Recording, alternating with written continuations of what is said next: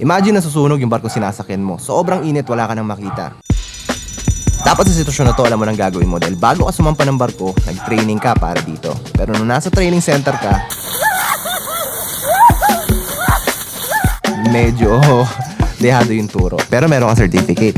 Welcome to Philippines. Iginiit ng mga maritime school sa bansa na pasok sa international. Filipino seafarers are in danger. They also threatened to ban Filipino marine officers. Nakita ng EMSA Dahil hindi pasado ang bansa sa pamantayan ng European. Meron mga training center sa Maynila na nadadaan sa mabuting usapan ng mga marino. Pero ngayon, pupunta tayo sa isa sa mga iniiwasan nila.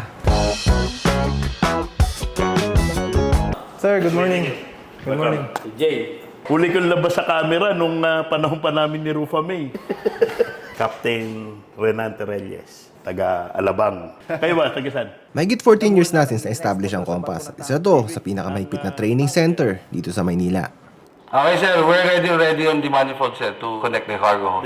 Please line up your cargo tank and advise. Pag 8 to 5 ang klase, tatapusin nyo to ng 8 to 5. Pag kailangan ng simulator, dadaan kayo sa simulator. Lahat ng equipment namin dito, especially sa simulator, is world class. Sabi nga ng ibang mga customer, mga company na pumupunta dito, maganda yung simulator na ginagamit ng Compass dito. Walang duda na quality ang mga equipment na gamit nila. Pero hindi ko inasahan na paninindigan nila ang salitang world class hanggang sa training site.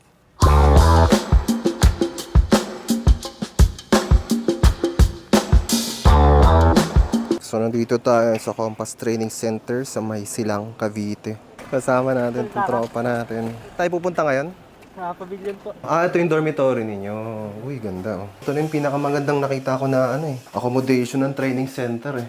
Buksan yung ilaw dito. Ito.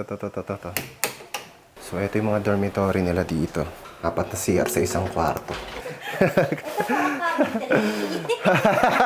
So dito tayo sa cabin 3. Meron silang coffee dito. Mag-overnight kayo, talagang sulit yung punta nyo rito. Para kayo nakabakasyon. Capacity po nito, bawat room is 16 po. Dorm din to? Opo, sir. Ginagawa. 2-story, sir. 2-story na dorm dito. So meron sila ditong cafeteria. So yung mga trainee dito na kumakain. Ganda ng facilities ng Compass. Ano yan? Training pool po. Training pool. Mga BT. Diyan, di ba? Yung mga Opo. talon. So dito na ginaganap yung mga training na related sa mga sea survival activities gaya ng basic training. Hindi siya kagaya ng ibang mga training center na napasukan ko na nasa labas, strict yung araw habang ginagawa niyo yun. So, dito sila mamaya tatalon. Ganda rin ng mga life jackets nila. Talagang kondisyon. So akit kami ngayon doon kung saan tatalon yung mga estudyante mamaya. Gaano kataas to? 4 meters po. Pag nasa baba ka, parang mababa lang. Alabas na tayo ngayon ng building. Lalakad kami ngayon. So dito ginaganap yung mga firefighting. So ito naman yung lagoon area nila. May rescue boat dito. Rescue boat. Anong tawag dun sa training na nagko-cover ng mooring area? Ship mooring operation po. Ship mooring operation. Maganda talaga na i-training sa mga seaman ganitong klase ng activity kasi dito karamihan nagaganap yung mga aksidente. So maganda na isi-simulate nila para pagdating sa barko hindi sila nangangapa. Kumpleto sa gamit yung simulation area. Saan tayo ngayon pupunta, Tol? Sa ito po, mga classroom po, sir. Ito yung mga Dito po classroom yung nila. mga training. Hi! Hoy! Morning! Mga guwapings, oh. Pogi din ako, sir. Sir, morning.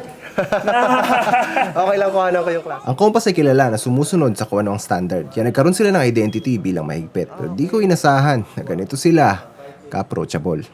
Hindi namin sila binibigyan ng atmosphere na mape-pressure sila during the conduct of training, and besides, the flow of the training always based on their facing. Ng 11 meters. Ano mangyari, sir? Nakita niyo difference nila. Sir, ang tanong, bakit may 2 shades? Very much welcome yung mga questions kasi hindi namin inaalaw na lumabas ka dyan, may tanong ka, question mark pa rin paglabas mo. Kansas. JRC. Now, gentlemen, ito po ay isa sa mga pinakamaalwan na ECDIS, sir. Napakadali pong gamitin ito. You just right-click and then click that button, sir. Ahead button. Mahirap maintindihan. Sabi ko nga sa'yo, walang magaling sa una. Pero, pag inalam mo lahat, lahat ng operation, yung mga keys natin, makikita natin ngayon kung paano ginagamit. Pero syempre, kailangan mong gamitin. How about that? That is also a target, no? Dead slow ahead. Very good. Engine dead slow ahead No. Magre-report kang dead slow head kapag nakita mo na ngayon sa RPM mo. Where's your RPM indicator? Extreme port side. Put the rudder hard port. Hard port. Tsaka yung latest trend sir ng field, mga tanong ng port state, nai-relate namin yung estudyante at nasisimulate nila kung ano yung mga expected na questions, especially port state and vetting inspector, yung mga recent sir. Hindi na yung mga 1990s kasi yung mga nagtuturo sir is active talaga. Tapos nagdadagdag lang kami sir ng mga techniques like kung paano namin ito-translate yun sa Excel. Sabi nga ni Bill Gates, di ba sir? Nowadays, it's not about really hard work. It's about working smart. BTS, this is Motor Vessel Midway, calling you, channel 14, over. Captain, we're going to let the green vessel on our port side to pass ahead of us. So just kindly go to half ahead, please. Half ahead. Yes. Steady 054. Thank you. Habang umuusad ang industriya ng mga marino, dumadami din ang mga required na training bago ka makasampa ng barko. Kailangan ng mga trainee dito na kumuha ng training course dito sa Pilipinas, credited by Marina. So kung wala silang training certificate at sumampa sila ng barko na operating in high voltage, so ang mangyayari, pauwi sila.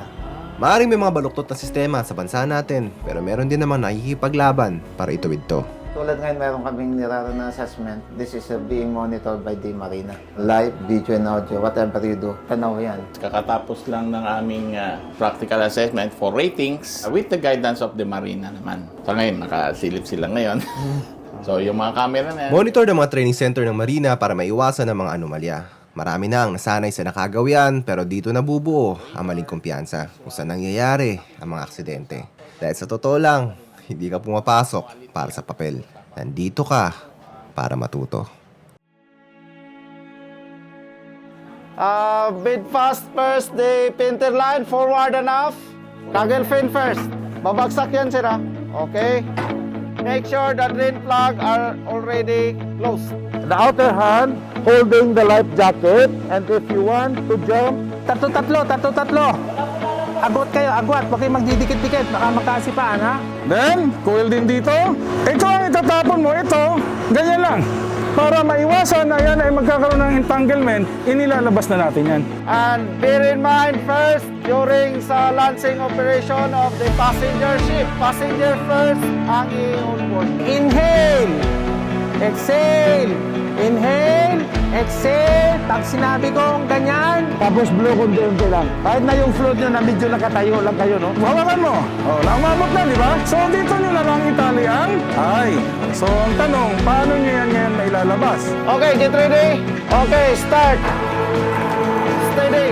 Okay, back. Okay, inhale. Backlock. Ready to jump? Sikip the water square. Okay, jump. Swim, going to the right boat. Backstroke lang. Sa ilalim, idaan. Ilalim, yan. Pagka tinanggal mo ito, na pisado-pisado, pwede ka haluin ito, buti siya na. Tingnan, makarating sa limit switch, kabilaan, automatic stop. Continuous pressing of the button. Okay, that's it. Konti na lang. Pwede na. Okay, deploy. Yun. Okay yan. Oh, hagis ha, hagis ang todo hanggang doon sa malayo. For info, final line will be 111 and you will have one tugboat. Sa journey ng karir natin, marami kang makikitang shortcuts at tempting piliin kung ano ang madali. Hey, unahin mo yung hawak mo sa kanan. Sige, unan mo ipasok. Yan. Then, Pero mabigat din ang mga posibleng kapalit. Hindi lang sa'yo, pero pati sa mga kasama mo. okay, gentlemen, hindi dapat ganun ha. Pagka, for example, mabilis bilang yan, sasama yung gloves natin, sasama tayo dyan. Dahil darating ang pagkakataon na susubukin ka ng sitwasyon. Oh, advice muna. Forward, anong nangyari sa lubid? Sir, forward, Sabi nga nila, mayroong dahilan kung ba't kailangan ng mahabang panahon bago mahinog ang bunga.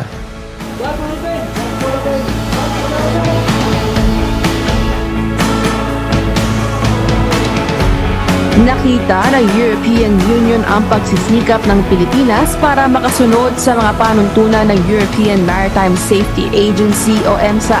Kaya naman hindi na nito itutuloy ang bantang ban sa mga Filipino seafarer. Parang liwanag at dilim, naging normal na ang mga maling sistema. Nandyan ang mga yan dahil meron ding mga tumatangkilik. Pero sa kabilang panig, nandyan din naman ang mga patuloy na nakikipaglaban sa kung ano ang tama.